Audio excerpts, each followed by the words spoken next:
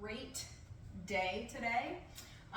So I want to talk a little bit about overhead presses and the different variations that there are for the overhead press. I had a video a little while ago, a couple weeks ago maybe now, talking about how reaching overhead is one of the fundamental human movements, and one of those movements that people often, lose the ability to do as they age. So I want to talk about, today I want to talk about overhead pressing and the different variations of it. And usually when we think of it, we think of either doing it with a barbell or a kettlebell, a barbell or a dumbbell. And that's kind of like what people think of when they think of overhead pressing. There's so many different variations. I probably won't even get to all of them today. Obviously there is the dumbbell or the barbell, which I can't demonstrate with an actual barbell in this space because it's too narrow. But I got my EZ bar here. So obviously when you're doing this standing, feet about hip width apart, just thinking about nice posture, starting with the barbell at chest height and then pushing it up overhead, while keeping the biggest thing that a lot of people do, and especially if they put too much weight on the bar, is they overextend their back and they kind of do this, they kind of stick their hips out. You want to keep that tailbone tucked, keep a nice straight neutral back, pushing up the barbell. So if you find yourself having to get the rest of your body in there, there's a time and a place for that, but for the most part, what that means is you've got too much weight. Another variation, again, is with dumbbells. Obviously just same thing. If you're standing, press up with the dumbbells. And what's nice about using the dumbbells is that you can alternate them. You don't have to do them at the same time. You're working both arms independently of each other, and you won't be able to lift as much total weight with dumbbells as you would with a barbell, because with your arms working together, they can lift a little bit more weight. But you're working your arms independently of each other, so if you have an asymmetry somewhere, the barbell is going to enhance that asymmetry, whereas dumbbells are going to help correct it. So there's that. You can also do one-handed presses with the kettlebell. And what's nice about the kettlebell is you're holding the weight in a slightly different spot than you are with the dumbbells or even the barbell, where it's like right on top of your hand while the weight is down more towards your wrist. It's a little bit different.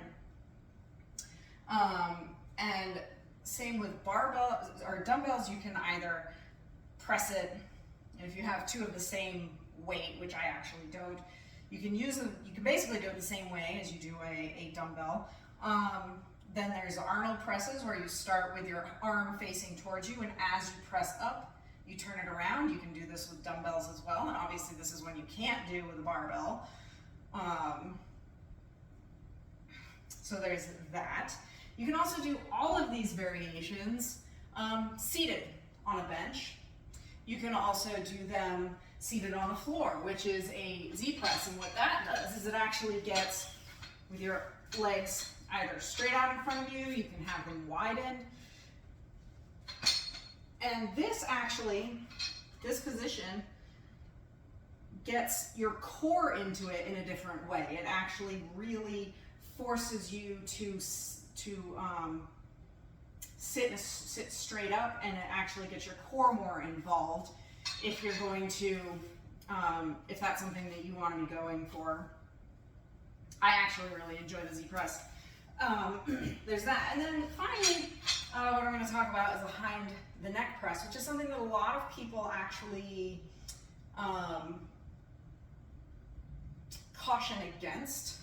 And that's where you're pressing, you're starting with the barbell behind your neck and pressing straight up from there. And what's nice about it is you're actually in a much, you're in a different, it's a different range of motion. You're starting with your shoulders back a lot more. And people caution against it because they say that it's hard on the shoulders, it's more prone to injury, and that may be the case, but if you can do it without pain, and you're in control, it's fine to do, and it's actually a really great exercise. I put it in, I have it in my routine on occasion, and it's not something that you can just that you can say, oh, don't ever do it. Would I do it with a beginner?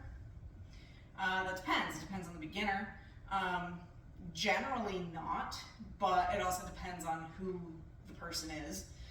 And so, yeah, I mean, they're good so like an exercise that's good or bad, it really depends on the person doing it and if they're in control of their movement. And if if they're in control of their movement, then, it's a fine exercise to do.